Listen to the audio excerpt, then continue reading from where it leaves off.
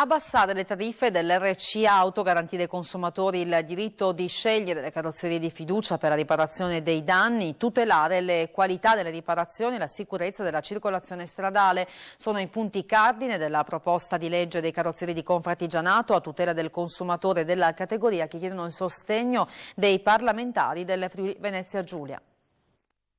I carrozzieri del Friuli Venezia Giulia lanciano una proposta di legge per modificare le tariffe dell'RC Auto, che in Italia negli ultimi 10 anni hanno subito un aumento del 28%, più del doppio della media dell'Unione Europea, pari al 13%.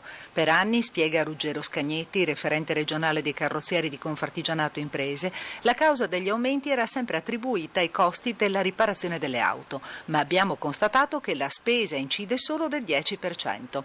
Noi siamo l'ultimo dei problemi. Pertanto abbiamo pensato di presentare una proposta chiedendo il sostegno e l'appoggio dei parlamentari regionali affinché possa diventare legge. Chiediamo regole chiare per raggiungere una serie di obiettivi. Abbassare prima di tutto le tariffe RC Auto, garantire ai consumatori il diritto di scegliere carrozziere di fiducia per la riparazione dei danni, assicurare libertà di concorrenza nel mercato della riparazione, tutelare la qualità delle riparazioni e la sicurezza della circolazione stradale.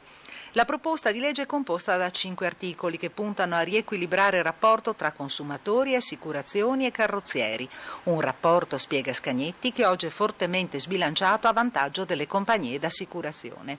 Tra questi la libertà di scelta della carrozzeria a cui affidare la riparazione, l'obbligo della fatturazione di tutti gli interventi e una fattura analitica in cui vengono specificati tempi e modalità di riparazione, ricambi utilizzati anche al fine di poter tracciare l'intervento per combattere eventuali frodi assicurative. Nell'ultimo consiglio